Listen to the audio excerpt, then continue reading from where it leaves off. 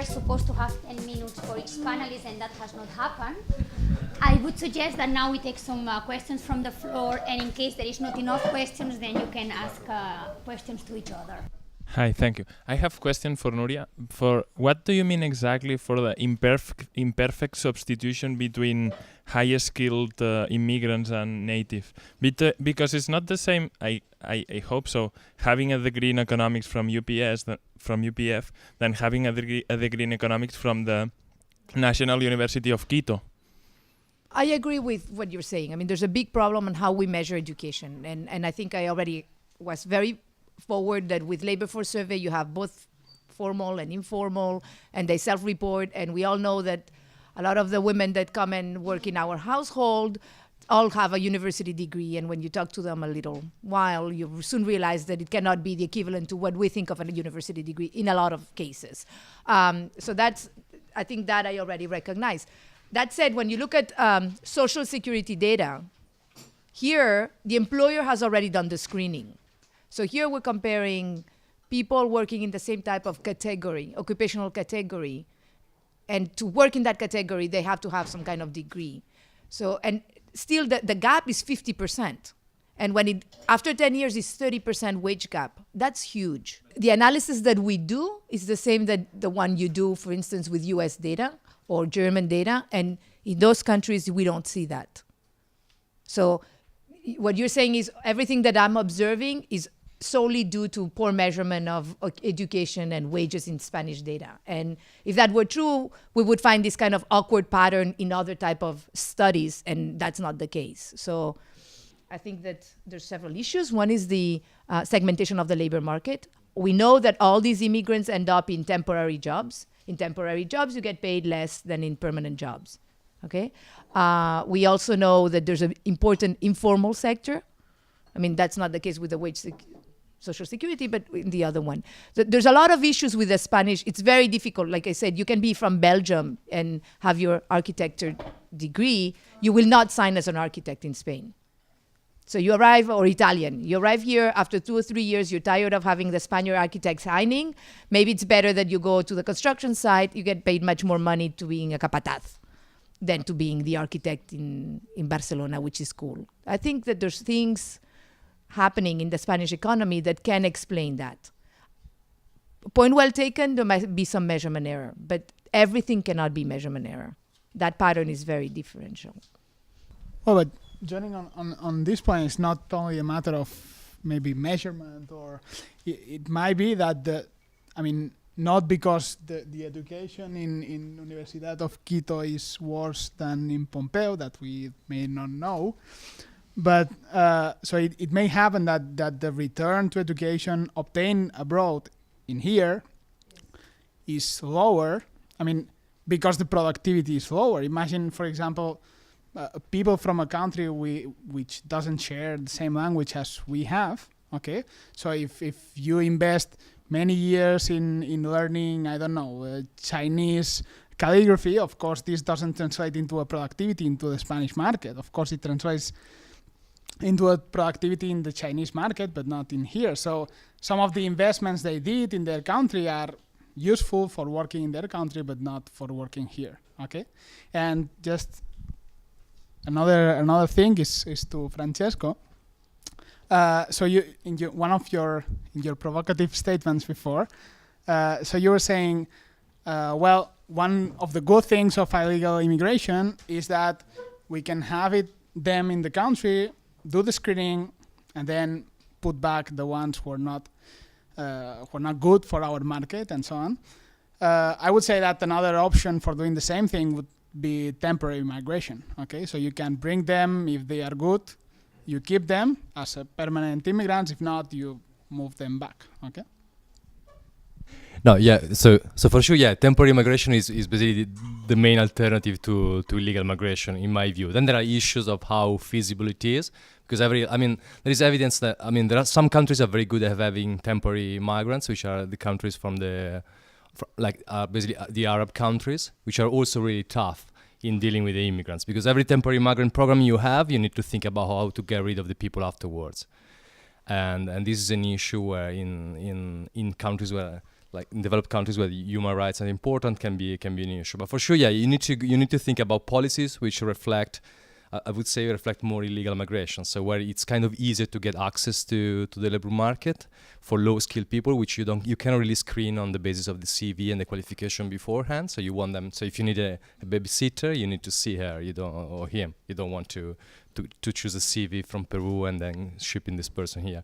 So yeah, for sure, yeah, temporary is the option. But then yeah, so one thing is how feasible it is to implement them, and how politically feasible it is to sell, because it's very easy to sell the idea that we want more. I mean, all countries are going this direction. So like UK, Australia. So we want more skilled migrants. So everyone wants more skilled migrants. So we want more engineers, we want more doctors, and this is fine with everyone. But then selling the idea that you want more like low-skilled people, and the government is letting them come legally, and this is, I think, is from a political point of view, is much harder to sell.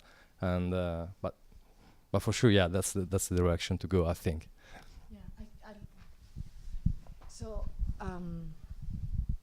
So again, I did mention that the returns to human capital acquired abroad are much lower, and we know that already. And there's a very nice paper showing that in countries with a long tradition of receiving immigrants, wage conversion and employment conversion is higher and faster among the higher educated immigrants relative to natives than the lower educated immigrants relative to natives. This is not the case in Spain for males, and it's not the case for low educated or high educated females. And that's a new result. It's a different result, and I think it's important to understand where that's coming from. And it's true that maybe Spanish workers are super productive, and we have a culture that it's very difficult for the Chinese guy to get, but he gets in the United States the US culture. But I don't think that's it. I think that we have to think more on the institutions in our labor market that may explain this. And if the story is you pass una oposición when you're 20 to become some kind of administrative, and your wage only climbs because of seniority, whatever, then the immigrant that arrives later might be much better than you, but he's always going to be the temp guy. And that's probably part of the story. He's always going to be the one, not the funcionario, but the one with a temporary contract, and that's where the difference is going to be. So I think that we do have a lot of rigidities in our labor market that are consistent with that explanation. Might not be the only one, but it is a result, and we might want to ponder on it. That's all. Okay? So it's a question for Gino. I think it's for you. How about this? How about, I think that there are models that predict that under some conditions, trade would remove migration. Trading goods would be equivalent to trading factors of production. So I wonder how much of this increase in migration is because either we started being unable to trade what we were producing, or because for some reason the relative cost of moving people compared to the cost of moving the goods decreased. And therefore, what should we expect to happen, say, in the future with respect to this? Migration flows. Thank you. Thanks.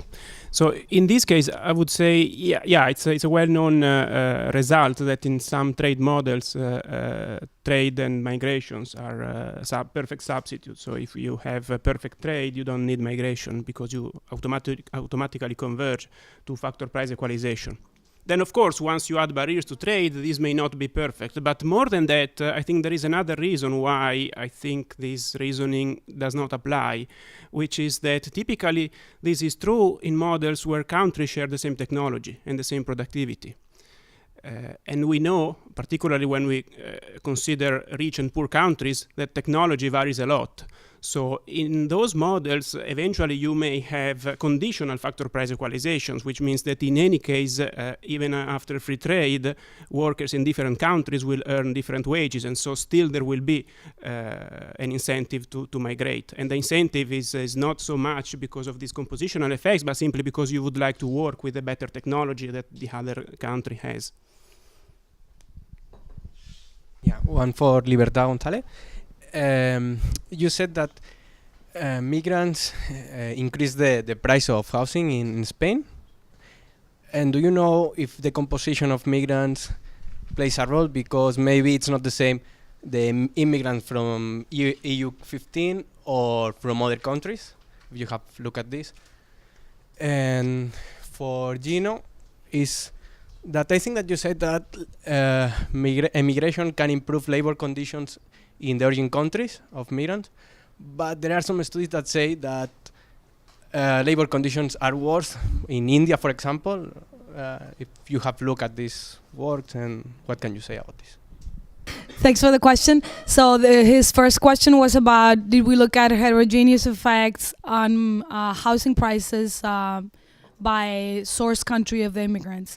The short answer is no, we didn't look at that. We looked at the sort of the aggregate effect of the size of the migration inflow in each province on housing prices. The main reason is that I guess we would expect that different people with different income levels would increase the demand for different segments of different types of housing, say, but we don't have a lot of detail in terms of characteristics of the different housing units. In fact, we weren't even able to get data on rental prices, so we just look at total price. The only segmentation that we have is new houses versus secondhand or old housing units. We tried to exploit that a little bit to see if for certain for poorer source countries we would see a stronger effect on the sort of old houses segment, but we didn't get a lot of traction there. So the answer is yeah. So we would like to have more information on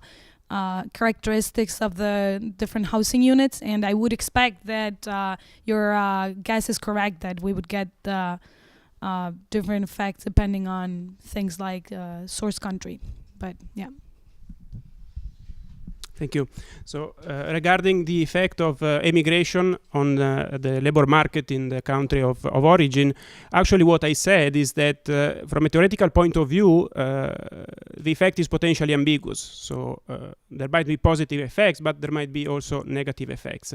And in terms of the data, I was actually a bit surprised, and again, I said at the very beginning that I'm not an expert of this literature, but reading the literature, I was a bit surprised that there is actually very little. It seems to me, at least, that there is very little studies on the labor market effects on the country of origin. So I think more should be done. And what I could find was suggesting that still immigration, I'm not saying that the labor market works well in those countries, but still immigration makes it a little bit better. That was at least the case for Mexico, for which I could find some studies. So I had a question for Francesco, actually. So it's about the issue of perceptions or anti-immigrant sentiment across countries. Maybe I live in a bubble, I don't know, but during the boom years, I didn't perceive a lot of anti-immigrant sentiment in Spain, at least, like I said, from what I could observe directly. But I expected, when this boom ends, this is going to be hell. And now the boom ended a few years ago, and we're into a deep crisis, and I guess I haven't seen the rise in anti-immigrant sentiment that I expected. And in particular, now that we have a national election forthcoming, it's not an issue.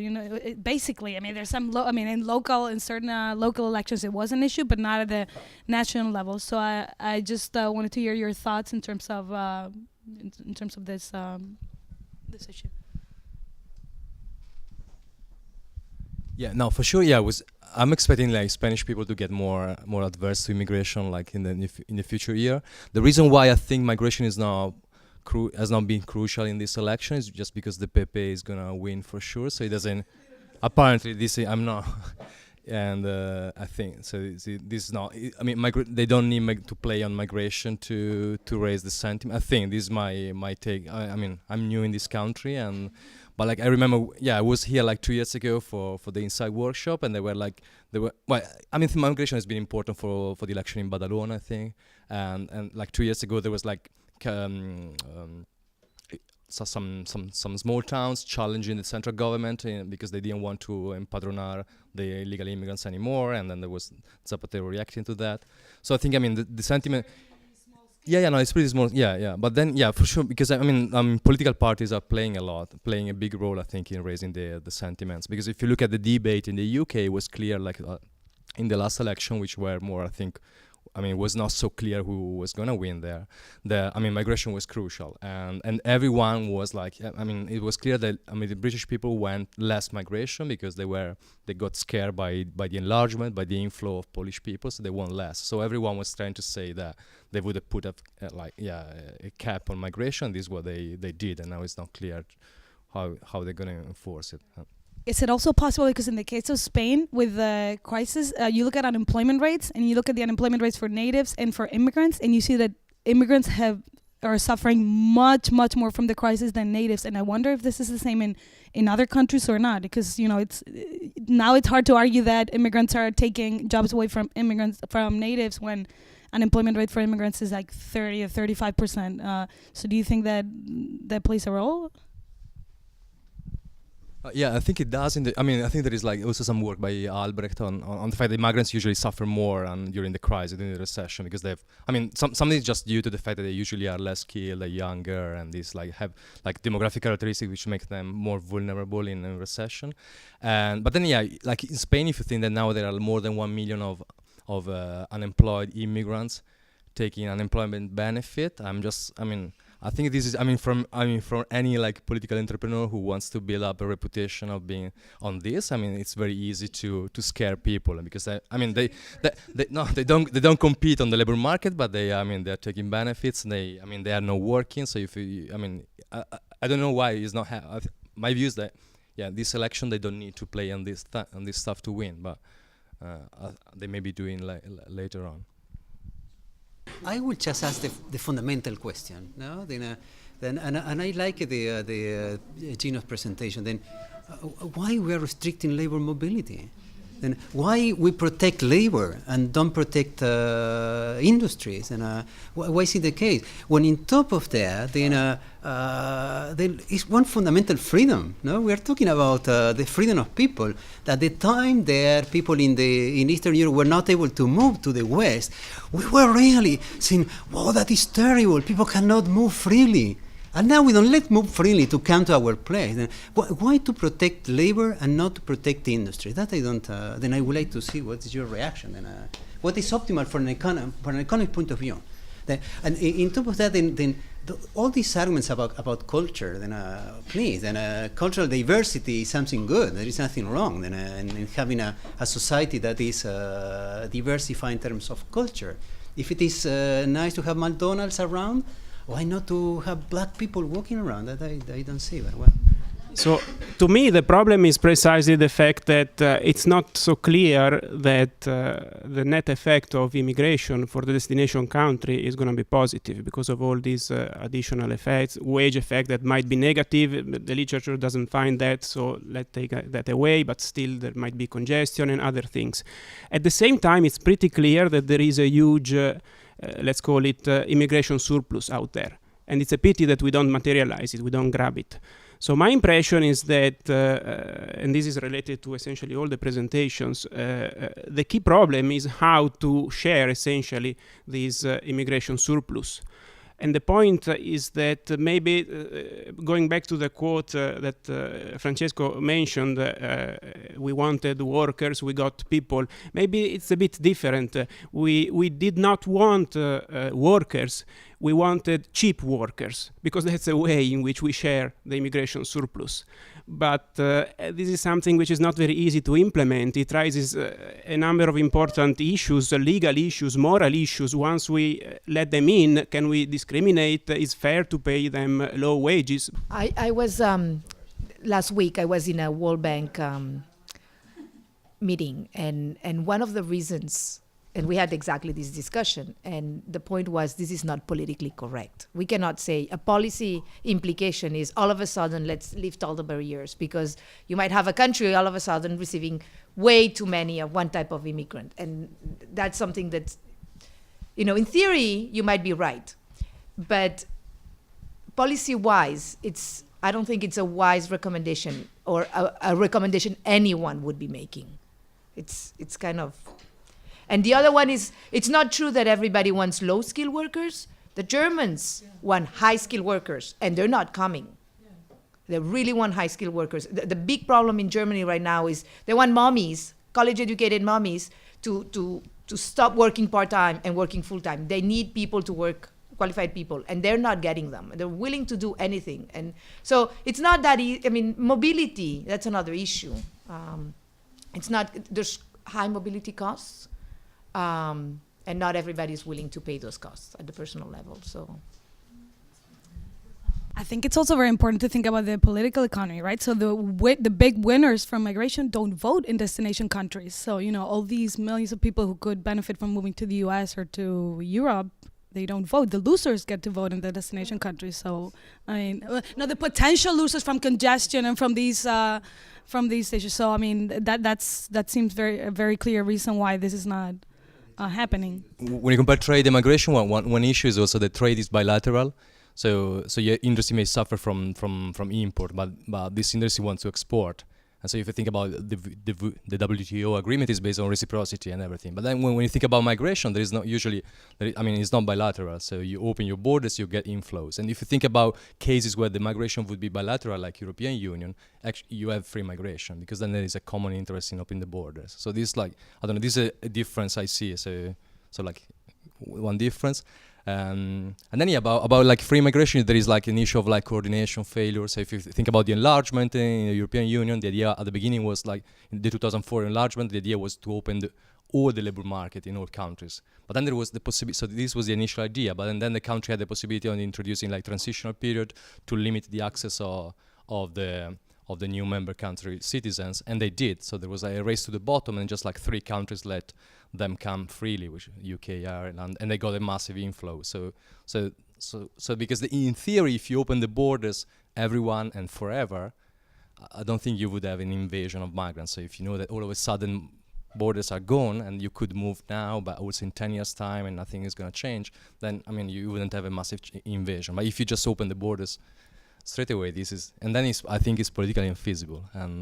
And then going back to like the temporary, I think like the temporary workers permit would be a way of sharing the surplus. So if you basically charge, the migrants is clearly are getting the surplus of moving. So if you one way of the receiving country could go for is like just charging them for this. So you charge them for getting a working permit, and then you get a part of the share of the surplus, and this would be a way of motivating to your citizen and see whether they like it. But still, I think imagine the next government proposing to introduce large temporary worker programs where you basically got lots of immigrants. I think it's very hard to sell politically, because. Yeah, I wanted to ask, I guess, all of you for your impression. With 20% of unemployment, do you think Spain needs all these immigrants that came to stay? And I guess my guess is that yes, because just as they are more mobile geographically, they are also more mobile across professions and across industries, and Spanish workers are not. And this can also have an effect of what Spanish people think about negative effects on Spanish workers. So, yeah, that's an interesting question, because when you talk about immigration, one side always responds, well, all these immigrants came because the economy needs immigrants. The question needs to be made more specific. Some things will happen if immigrants stay, and some things will happen if they leave. Some people will win, some people may lose, and it depends. What is it that you care about? The economy doesn't need anything. If immigrants didn't come, well, for example, wages in household services would be higher. Is that bad? Well, it's bad for people who use household services. It's good for workers in the sector. So, the economy doesn't need. Some people will benefit, some people will be hurt. But I don't think that there's a single standard by which you should say, immigrants came because the economy needed them. Well, I think we all want immigrants when we need them. So when we need all these low-skilled immigrants for the construction work or the service sector, we're all happy. We don't want them to stay when the recession arrives. And, this might not be politically correct, but, I think when hard times come and people are starting to lose their jobs, and then you really are stuck to it, and you prefer that the immigrants will go away. The other thing is when they become older, so it's very nice when they're young, they don't get sick, they contribute to social security, that's great. But eventually these immigrants will become older and they'll want their pensions too. So they'll become costly. And that's kind of the trade-off. And I'm not saying that they should go away, but my sense is that everybody's very happy to have the immigrants, but then when we don't need them, please go away. And immigrants are people, so it's not that easy, I think. I don't know. Sure, that's the first guess, no? But I guess a second guess is, well, Spanish workers are taking long. I think they will take longer to move from construction to other industries, and I feel my feeling is that immigrants are more mobile in that sense. So maybe it's good for the economy that they stay and well, because in general they are more flexible, no? Or maybe they are more desperate, maybe in a way, no? So my feeling is that maybe it's good for the economy that they stay, because we need to move to another kind of to other industries, no? The structural change comes through the need of more capital-intensive industries. It's not clear that these immigrant construction workers now will start being engineers that quickly, right? Right. No, but that's the point. So I'm not sure. It's true that they're much more mobile occupationally, but they're much more mobile because they're willing to take any kind of job. Regionally also, they're much more mobile, but I'm not sure that's going to solve the structural problem that at least Spain has. My sense, maybe I'm wrong. Yeah, just one more thought. I think we're pretty much stuck. So I mean, inflows have pretty much stopped or stabilized.